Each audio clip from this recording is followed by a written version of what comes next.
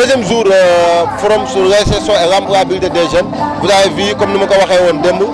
on a démarré hier donc gis ngeen li fi xewoon yëpp ak autorités yi fi ñëwoon ci cérémonie d'ouverture bi. Alors tey deuxième jour bi la tey deuxième jour bi nag li ñu ci mën a xaar mooy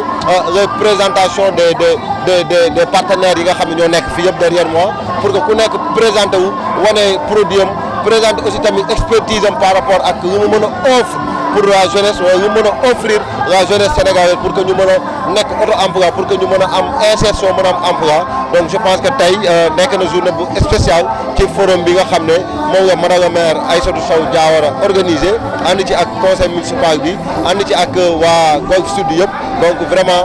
mën nañu wax ne am nañu réussite à 80% donc parce qu'il nous reste aussi demain mais tey ce qui est sûr et certain que mooy au sortir de cette rencontre d'aujourd'hui vous allez voir que ne voilà il y a beaucoup de perspectives yoo xam ne la jeunesse mën nañ ci jafandu wala mën nañ ci jaar ci canaux yooyu nga xam ne dina leen permettre ñu mën am insertion aussi am emploi wala ñu mën am employabilité comme ni ñu koy waxee donc vraiment voilà ñu dem ñu xool gars yi tey nu ñu ñëwee ak nu ñu taxawee ak yu ñu war a proposer tout. alors ñu ngi ak monsieur Yahya Badiane. di sant autorité Golf Sud yi si initiative bu am solo bi ndax jamono dafa toll foo nga xamante ni boo jiitee da ngaa war di réfléchir di xalaat lu jëmale kanam saw askan wi nga jiite ndax ñoom ñoo la fi teg pour nga nekk ci seen ay soxla kon ñoom bu ñu jógee ni dañuy woo borom xam-xam yi woo waa dëkk bi woo waa gox bi yëpp pour ñu toog réfléchir xalaat ci lépp li nga xamante ne mi ngi jëm ci emploi mbirum xëyu ko ndaw ñi loolu ñun dañ koy rafetlu bu baax a baax a baax moo tax ñun bi ñu invité hésité wuñu sax ndax loolu dafa nekk ni ñëpp ñoo ko war a taxawee muy Golf Sud muy fépp ci Sénégal su ko defee rek réew mi dina dox ndax am réew ay ndaw ñoo koy yor te tey gis nañ ni ndaw ñi bari nañu macha allah ñu ci bari am nañ formation ñu ci bari amuñu formation wante ñi am formation ak ñi amul formation curieusement bu ñu xoolee ci li ñu war a yëngatu am na ci réew mi mais lii sooxe rek mooy information bi ndax masalan ndaw day nekk fenn am formation bi mu war a am mais du xam ni liggéey bi mu war a liggéey mi ngi fee kon genre forum bii day tax ndaw ñi xam buñ def ginnaaw bi ñu defee seen ay formation ba pare ñu xam ni liggéey bi fee lañ koy seete ci kon loolu mooy solo dëggantaani bis bi suñu taxawaay nag loolu la ci domaine bi nga xamante ni si la ñuy yëngu ñu wan ci ndaw ñi ni bu ngeen paree seen formation nii ak nii ak nii taxawaay bii bi ngeen ko amee dina gën a baax te seen xëyum liggéey dina yomb ndax wutum liggéey daa mel ni rek marché nga dem di jaay ci marché fi mu ne jaay ko to marché boo gis mu toog gisul client ab client nga fële di ko wër dañoo tasanteegul rek kon nan la ñuy def ba kii jënd ak kii jaay tase moom moo waral forum bi su ko defee ñun ñu ñëw wax ci li nga xamante ni moom lañ xam pour yombalal xale yi pour loolu bañ a nekk di obstacle. waaw salaamaaleykum Sénégal salaamaaleykum jeunesse su Sénégal man maa ngi tudd Jeannot Diatta nekk ci benn structure boo xam ne moom la ñu woowee LABDEV laboratoire de développement donc yaay Fatou mois prochain ñu woon dans le cadre de ce forum là de l'insertion et de l'employabilité des jeunes donc mu nekkoon mbégte parce que bon lu tax forum bi am solo parce que d'habitude lu ñu doon gis association yi wala organisation yi ñoom ñooy am initiative def forum mais tey fii dafa am benn particularité c'est la collectivité moo jël initiative vraiment organiser benn forum de l'insertion et de l'employabilité des jeunes ñu trouver l'idée très originale parce que les collectivités ñoom war nañu am vraiment un rôle à jouer par rapport à l'emploi des jeunes parce que suñu jëlee emploi rek teg ko ci kaw état day metti donc te initiative yi à la base loo commencé donc collectivité tey su defee initiative bu mel ni dañ koy saluer. Donc nous sommes aujourd'hui fiers de ce maire de la zone de la commune de Golf. Nous lui disons nous lui remercions et nous lui souhaitons beaucoup de réussite. Et puis nous lui disons aussi que nous sommes des partenaires, on est là, on va travailler ensemble pour le développement de cette commune. Aujourd'hui, je pense que nous sommes venus ici pour rassembler les civils de jeunesse, afin de créer beaucoup de postes pour les jeunesses sénégalaises. c'est notre but de venir ici aujourd'hui. Et puis merci la mairie, je vous remercie pour nous donner cette bonne idée. Et aussi merci pour comment on l'appelle, merci la mairie Golf. Comment ça, ouais. maa ngi tudd Yadouane Faye, l'homme aux trois noms, nekk effectivement un acteur activiste, un acteur de la commune de Golf Sud, nekk aussi vraiment société civile. Je pense que forum bi nekk na forum boo xam ne nii am na solo. Je pense que lii la ñuy xaar au fait si suñu autorité mu nekk loo xam ne vraiment dina permettre effectivement jeunes yi ñu xam fu ñu jëm. Parce que aussi ak nu nu mënta wax aujourd'hui nit ki je pense que avant ñu lay jox liggéey il va falloir que nga am une bonne formation, mais aussi avant ngay wax financement il va falloir quand même nga am benn projet boo xam ne c'est fiable, un projet boo xam ne effectivement non seulement mën nañ la financer mais dañ lay accompagner. Parce que su nekkee malheureusement amoo benn formation vraiment ñu jox la xaalis comme ça rek je pense que loolu du am njëriñ, xaalis boobu je pense que du am njëriñ, day nekk benn perte. Et donc je pense que vraiment forum bi nekk na lu am solo loo xam ne nii vraiment mu nekk initiative bu rafet, mu nekk vraiment loo xam ne dañ koy apprécier vraiment. Et encore une fois de plus inviter tous les jeunes de la commune de Golf Sud ñu ñëw participer si activement te xam ne lii effectivement ñoom ñoo ko tax a jóg. alors wax nga ko léegi jeunes yi pratiquement dañuy daw sax formation yi dañuy bëgg rek prix dip comme ni ma koy faral di waxee xam nga nekk ci benn niveau rek jékki-jékki am liggéey. Est-ce que il n'est pas nécessaire ou bien il n'est pas bon à ce que ñu sensibiliser leen wala informer leen que ne xaalis bu ñu ko joxee da nga am noo ko war a defee te pour nga defee ko il faut nga am formation bi nga bëgg def alors message bi nga am par rapport ak jeunes yi ci loolu. Voilà, donc loolu je pense que aujourd'hui lu gën a am solo mooy la formation. Parce que nit ki tamit mun nga jàng dem université am master 2 mais amoo benn formation professionnelle ak lu lu mun ta jox aussi vraiment nu ngi koy utiliser vraiment day des. Donc tu as besoin d'une formation, mais aussi non seulement tu as besoin d'une formation, mais il faut am ñoo xam ne vraiment ce sont des experts ñoo lay accompagner si say projet. Chaque phase ñu def évaluation loolu mooy tax effectivement nga réussir sa projet. Mais su nekkee ne jàng nga am nga diplôme professionnel même doctorant su nekkee amoo benn formation professionnelle en tout cas ak loolu la mënut a jox vraiment yaakaaruma effectivement mu jëriñ la donc on a besoin des partenaires yoo xam ne am nañu expérience vraiment ñu ñëw accompagner les jeunes vraiment pour ñu am benn réussite. ñu ngi ak monsieur Abdoulaye Cissé donc moom c'est un formateur dafa ñëw tey pour bokk si ñi nga xam ne ñoom ñooy def forum bi ñoom ñoo war a waxtaan ak ndaw ñi pour au moins sensibiliser par rapport ak employabilité des jeunes aussi tamit il est spécialisé en information et en sociologie n'est-ce pas c'est comme ça voilà alors monsieur Cissé maa ngi lay ziar. waaw ñu ngi delloo ziar bu baax kilifa. alors mën nga revenir ci sa teewaay tey ak tey ban thème nga ñu war a waxtaanee. waaw jërëjëf ci laaj bu am solo boobu tey dañu fay invité ñu war a animer benn panel boo xamante ni dafay porter wu sur ce qu'on appelle les défis de l'emploi et l'employabilité, l'insertion des jeunes face aux défis de l'information. ma ñëw fi en tant que sociologue mais également en tant que psychologue conseiller en orientation scolaire et professionnelle mu nekk thème bu am solo boo xam ne war nañ ci waxtaan ndax day jëm rek ci xëy ndaw ñi ak nan la ndaw ñi di def ba mën a demal seen bopp. loolu nag boo gisee mu am tey dafa am lu ko jiitu ndax dafa am conseil présidentiel boo xam ne defoon nañ ko sur l'emploi et l'insertion des jeunes kon mu war tey ci bépp gox-goxaat mu xool nan lay taxawee ginnaaw boo xamante ni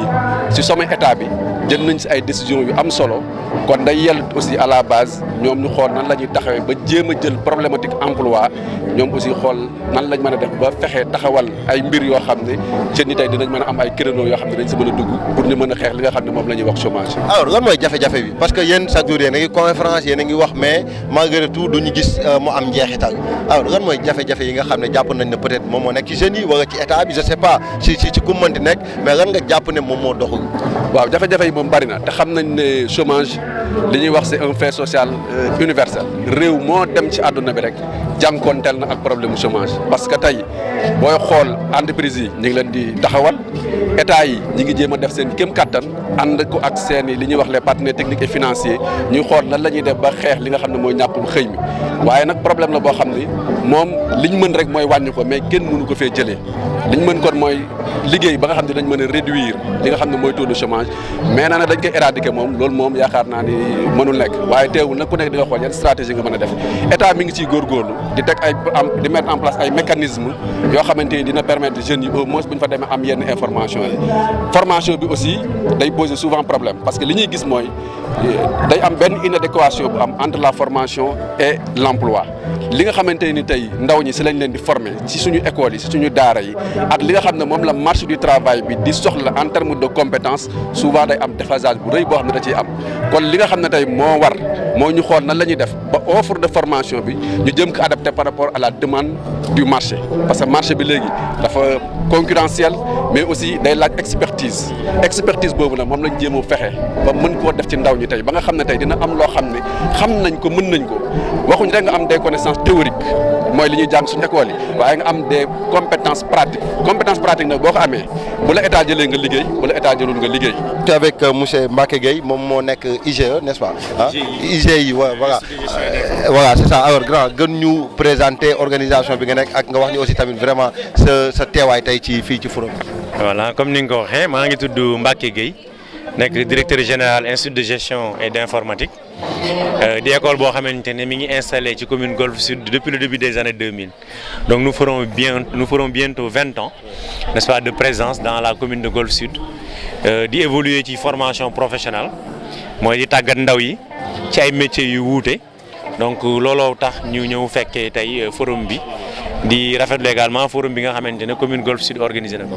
tey yaa ngi koy wax formation parce que avant de parler de l'emploi ou de l'employabilité il faut parler de la formation alors ñu gis jeunes yu bëri dañuy daw formation yi dañuy jékki-jékki rek bëgg nekk au sommet alors quel message avez-vous par rapport à ces jeunes. waaw mais lu am solo nga wax xam nga tey aussi bu ñu waxee emploi dañuy wax employabilité mais employabilité aussi bu ñu koy wax mooy nit ki dafa am formation ba pare xam nga tey bëri na xale yoo lay wax ne réew mi amul liggéey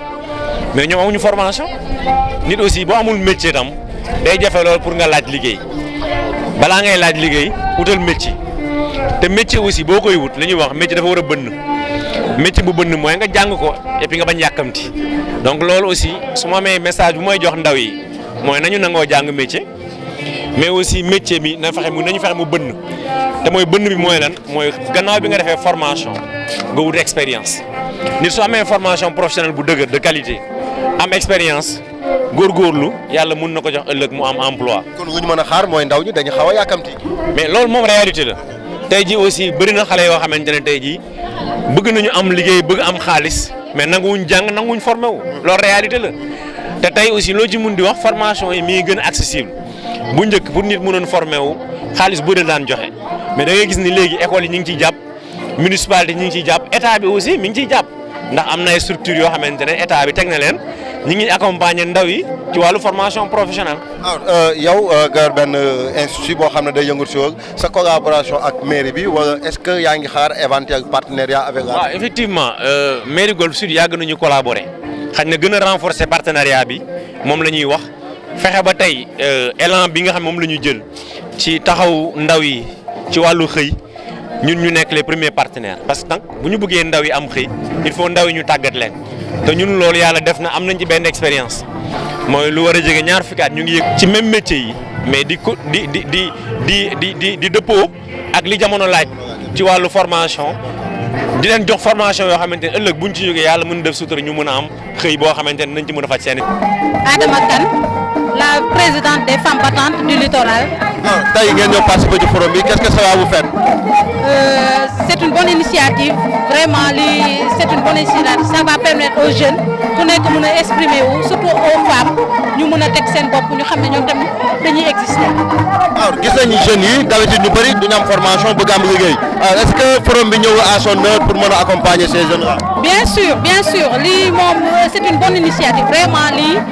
dañ ko yéex a def sax si lu ma bëgg a wax dañ ko yéex a def parce que lii dafa war a permettre jeunes yi ñu mën a exprimer wu génnee seen entrepreneuriat parce que ay entrepreneur rek ñoo nekk ci samay association j'en sais quelque chose parce que façon bu nekk mi ngi ci ay directrices d'école ñi ngi ci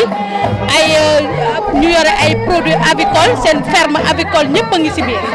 macha allah. tey bu fekkoon am nga message pour la jeunesse sénégalaise d'une manière générale alors nga lay nekk. dama leen naan nit ki da ngay gëm sa bopp soo gëmee sa bopp nga dëggal sa bopp yàlla da lay jàppale. man maay Assou Ndiaye la trésorière des femmes battantes du Sud Littoral waaw lii moom initiative bu baax la ça permet aussi ñu mën a dimbale ndaw yi parce que aussi xale day soxla ku ko jàppale pour que mu mën a réussir ëllëg. moom moo teewal FONGIP tey pour ñoom vraiment def exposé pour mën a waxtaan ak jeunesse su Golf Sud alors maa ngi lay ziar Amadou Gueye. ñu ngi delloo ziar di leen remercier ci invitation bi. alors lan lañ mën a xaar tey ci FONGIP présentation bu mu fi nar def et en même temps cette collaboration avec la mairie de Golf Sud. Oui, d'abord, comme nous le faisons pratiquement avec toutes les collectivités locales qui ont des initiatives de développement pour les jeunes et les femmes, ce qui pourrait être attendu ci suñu présentation bi mooy d'abord ngeen xam lan la FONGIP di def lan la am comme mission produit pour accompagner les jeunes et les femmes pour leur faciliter l'accès au financement. Dinañ leen wax également les voies et moyens yi nga xamante ne nii teg nañ ko. Que ça soit dans l'information, que ça soit également dans la connaissance des produits qu'on a mis en place pour que ngeen mën a ñëw FONGIP ou bien même woote dinañ fi bàyyi suñu numéro bàyyi fi suñu mail pour ngeen mën a woote nga xam fan ngeen di jaar pour bénéficier ci suñuy produits. alors ñu bëri dañuy wax FONGIP gars yi xamuñu exactement la mission de FONGIP alors est-ce que mën nga ci revenir. C'est très normal hein. Il y a même une enquête qui a été faite par l'ANSD boo xoolee enquête boobu dañoo gis ni FONGIP mu ngi ci 4e position ci institution yi accompagner PME yi pour ñu xam leen li ko waral mooy c'est normal parce que suñu fonction est censée être une fonction silencieuse on est principalement dans la garantie et garantie li idéal bi mooy nga garantir nit ki te du ko xam donc ñun dañuy liggéey directement avec les institutions de microfinance et les banques ñoom ñoo nekk en contact direct avec bénéficiaires yi et nous on traite directement avec la banque ou l'institution de microfinance. Une personne peut être accompagnée par le FONGIP sans qu'il ne le sache. loolu moo tax la plupart du temps suñu mission yi ñu bëri xamuñu ko et la fonction de la garantie est une fonction silencieuse. Mais nous sommes avec Abdou Khadre Mbengue c'est le chargé de relations extérieures de ce forum alors monsieur Mbengue alors lan lañ mën a retenir par rapport ak tey forum bi nga xam ne commencé depuis démb ak tey. Tout d'abord, vraiment remercier tous les acteurs qui ont participé à l'organisation de ce forum, parce qu'il faut le dire, ça a été un premier pour la commune de Golf Sud d'organiser un forum de cette dimension qui a rassemblé à peu près de 500 jeunes. Donc c'est quelque chose vraiment qui est à saluer et vraiment nous commençons à saluer Madame le maire Aïda Sow Diawara et tous ceux qui ont participé, tous les acteurs en tout cas de la commune, vraiment ont participé de façon significative. Alors vous êtes le chargé de relations extérieures, on a vu que vous avez mobilisé tout le monde est là et tout, vous avez coopté, donc tout le monde. Alors qu'est-ce qu'on peut retenir, ou bien qu'est-ce qu'on peut attendre durant ces 3 jours? Oui, c'était un défi majeur et aujourd'hui on est au 2e jour et là on pense que l'objectif a été atteint à 90%, on peut le dire, puisqu'on a vu que tous les acteurs qui ont été démarchés sont présents, non seulement sont présents mais avec des programmes extrêmement importants, programmes auxquels peut-être les jeunes n'avaient pas eu connaissance. Et aujourd'hui les jeunes savent actuellement, c'est-à-dire comment se comporter et ils doivent aller vers quelle personne vraiment pour trouver un emploi décent et là c'est vraiment c'est une réussite et c'est important. On a vu la DER, on a vu l'ANPEJ, on a vu vraiment aussi des modèles de réussite individuels qui sont venus partager leur expérience et je pense que c'est là extrêmement important dans une atmosphère où on parle auto-emploi et c'est important. Babacar Ngom, c'est le président des artisans de Guédiawaye donc Momo coiffé artisans yi nga xam ñoo nekk ci département de Guédiawaye ñoom aussi ñëw tey participer ci forum de l'insertion et l'employabilité bi nga xam ne madame le maire Aïda Sow Diawara moom moo ko def ànd ci ak conseil municipal bu Golf Sud. Alors monsieur le président maa ngi lay ziar. ñoo ngi lay delloo ziar bu wér a wér. alors mën nañu xam tey seen teewaay fii en tant que des artisans lan moo waral seen teewaay. waaw merci beaucoup comme ni nga ko waxee ñun ay artisans lañu te bu ñu waxee forum de l'insertion de l'employabilité mënuñu ko wax génnee ci artisanat moo tax bi ñu yëgee initiative bi ñu am ci mbégte donc mu nekk loo xam ne vraiment kii nga gis mu taxaw ni jàkkaarloo man moo fi représenté ci commune ci bureau bi nga xam ne teg nañu ko nekk secrétaire généralu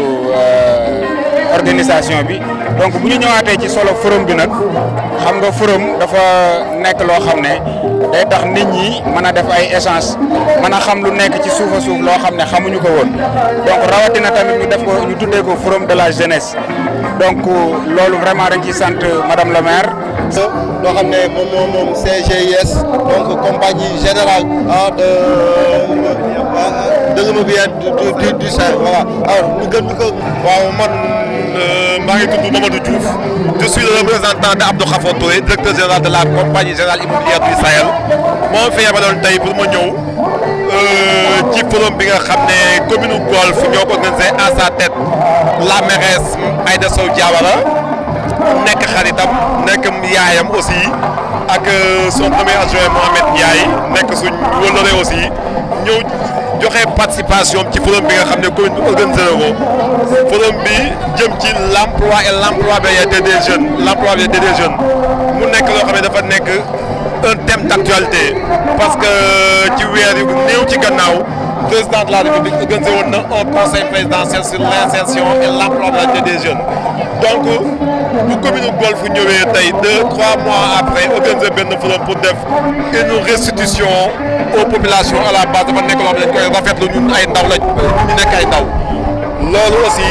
gën a motiver le directeur général Abdou Khafor Touré bi nga xam ne moo directeur général CGIS SA nekk filiale caisse de dépôt et de consignation mu ñëw participer ci physiquement mais aussi lu mu mën ci jàppale dem sur le volet financier mu def ko ci parce que Guédiawaye la dëkk ki jiite maire Golf mairie Golf ñoo bokk coalition sur le plan politique muy Benno Bokk Yaakaar sur le plan des relations purement personnelles yaayam la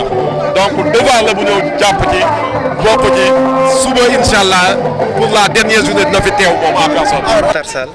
business développeur pour InTouch alors ñun dañu ñëwoon fii pour présenter dañu am benn programme bu tudd programme 10 000 jàmbaar ak fondation Mastercard donc programme bi dafa fas yéene indi emploi pour 10 000 jeunes au niveau du Sénégal en favorisant les jeunes et les femmes âgées entre 18 et 35 ans léegi lu ñu bëggoon fii tey mooy présenter suñu projet wax ne que au niveau de Golf Sud tey jii nii au niveau de la mairie au niveau des autres partenaires ñun tamit am nañ de la matière à ramener pour favoriser vraiment l'emploi des jeunes. donc loolu moo tax. alors ce que vous voulez proposer au Sénégal ou bien à la jeunesse sénégalaise c'est quoi lan nga exact ban façon emploi. alors ñun InTouch ñun.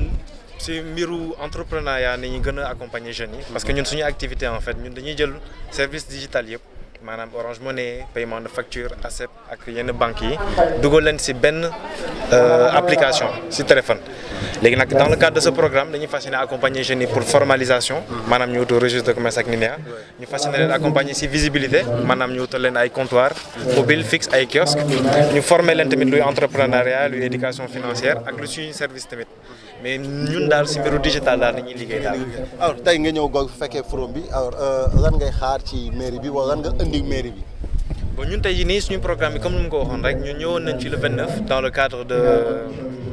d'une association qui était RIAL moo doon présenter tamit programme bi directement au niveau de la mairie donc à ce moment-là on a déjà signé pour 100 jeunes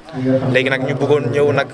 accompagner aussi la mairie sur 100 nouveaux jeunes une nouvelle cohorte donc loolu la ñuy fas yéene ñëw proposer tey jii ne madame le maire. alors donc da ngay ñëw aussi partager sa expérience sa xam-xam bi ngeen am par rapport aux jeunes pour gën leen faire comprendre que ne voilà numérique bi mën nañ ci bokk ba pare mën ci gis seen bopp. bien sûr tey jii nii ñun sax mën nañ ñu tuddee multiservice parce que dañuy jël service yëpp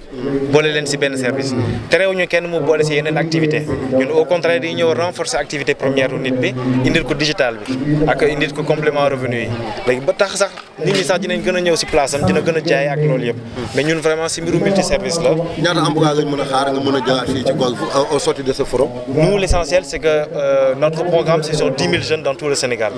néewuñu nag yëpp Dakar la war a nekk parce qu'il y a aussi les régions mais on est très agile et on est accepteur dans des offres qui sont au niveau de la commune de Golf Sud. Khabsatou Ba bon elle a fait une très belle exposition ci biir léegi tout à l'heure donc voilà dañ koy bàyyi mu wax ñu ses impressions ak na nga gisee forum bi nga xam ne la mairie de Golf moom nga organisé en l'occurrence le maire muy madame Aïssatou Sow Diawara donc alors Khabsatou maa ngi lay ziar. maa ngi delloo ziar. alhamdulilah participation ci forum bi nan nga ko gisee ak exposé bi nga def. d'abord maa ngi rafetlu initiative bi initiative bu rafet la parce que initiative yu mel ni mooy tax jeunes yi ñu xam ci yan domaine la ñu war a évoluer yan domaine lañ leen gën a soxla ñu xam yan métier la ñuy war a orienté wu formation yi ñu war a def ak fan lañ ko war a defee donc loolu dina aider lu bëri jeunes banlieue yi ñu xam ne ñoom tamit war nañu développer seen potentiel pour ñu am place vraiment ci administration yi ci entreprise yi ñu xam ni activité. Non, je comprends, voilà. C'est-à-dire, vous voulez dire que l'activité yi ñuy xaar ci état bi genre est-ce que tey vous ne trouvez pas que jeunes yi war nañu mën a créer seen i auto-emploi war nañu parce que yaa ngi koy wax sànq ci sa exposé bi gis naa nga def benn exposé bu am solo ci par rapport ak les nouvelles technologies et tout est-ce que mën nga revenir par rapport sa exposé bi nga def. waaw man dama exposé ci li ñuy wax économie numérique ma wane tuuti impact bi mu am ci économie globale ma wane également métiers yi ñuy soxla métier d'avenir yi métier numérique yi ma wax tamit ci compétences yi ñuy soxla pour mën a am métier yooyu ak ci école yi donc loolu dafay wax en général ci lépp loo xamante ne mooy transformation digitale nga xamante ni léegi c'est d'actualité ak économie numérique mooy économie bi nga xamante ni koom-koom bi nekk di formé wu autour du numérique ak activité économique yi nga xamante ni yëpp ñoo ngi ci utiliser technologie donc loolu lañ doon expliquer jeunes yi ñu xam un peu lan mooy économie numérique ñu xam aussi ñoom seen wàll ci lan lañ leen di xaar voilà. Alors est-ce que pare nga tey pour accompagner la mairie de Golf pour des éventuels je sais pas accompagnement aux jeunes yi nga xam ne ñoo dëkk ci Golf. mais bien sûr s'il y a des possibilités de faire des partenariats wala ñu liggéey ci yenn activités yoo xamante ni pour jàppale jeunes yi ñu dem à l'avant mais bien sûr pourquoi pas et d'ailleurs léegi j'ai été interpellé par rapport à ça donc ñoo ngi xool après ñun nan la ñu mën a liggéey ñun ministère de l'économie numérique et des télécommunications nan la ñu mën a liggéey ak mairie bi pour jàppale ndaw yi. alors ban message nga am par rapport aux jeunes comme toi yi nga xam ne vraiment war nañu mën a xippi seen bët xam ne voilà lu ñuy uti feneen am na fii. mais bien sûr li ñuy wuti fi feneen am na fii parce que tey jii am na métier yoo xamante ni ñoom jarul sax ñuy dem ci école yi mën nañ former seen bopp bu ñu amee seen connexion internet mën nañ dem ci internet ñu former seen bopp am ay compétences yu ci surtout xarale yu bees yi nga xamante ni dafa am métier yu bees yu feeñ ci xarale yu bees yi donc loolu bu ñu ko mënee tey jii ñoom mën nañu intégrer ay entreprises mën nañu même ñu demal seen bopp ci wàllum entrepreneuriat créer seen start-up mooy yi nga xamante ni mooy MPM numérique yi donc loolu laa leen di wax que ñu toog fii xam ni liggéey am na fi et que ñu bañ a xaar état si leen ñu essayer entreprendre ñu xool daal. alors sa ministère bi nga nekk muy ministère de la télécommunication alors ban accompagnement la ñu mën a def pour la jeunesse aussi. accompagnement yi bëri na parce que ñun suñu niveau am nañ ay projets yu bëri yoo xamante ni dafa concerner population bi et particulièrement jeunes yi am nañ ay projets yoo xamante ni ça concerne essentiellement que les filles et les femmes am nañu ay projets yoo xamante ni ça concerne les start-up am nañu ay projets yoo xamante ni ça concerne ñi nga xam start-up bi nga xamante ni dañuy plaindre lu bëri ci taxes ak impôts yi ñuy fay donc également ñoo ngi mettre en place ay dispositifs yoo xamante ni dina permettre économie numérique bi développer bu baax comme parc technologique numérique bi ñu nekk di def ak récemment data center bu ñu inauguré. ok en tout cas man maa ngi féliciter di la encourager di la remercier aussi tamit vraiment si exposé bu rafet bi nga def donc di wax ne rek ne voilà une fille boo xam ne je pense que y a d'autres filles yoo xam ne qui fait la même chose qu'elle mais war nañu gën a mën a bàyyiwaat xel ci sunu ndaw yi nga xam ne vraiment ñoom ñoo nekk au niveau du Sénégal xam ne expertise baa ngi fi il suffit juste d'être formé d'être accompagné et après mën nañ dem en tout cas merci beaucoup.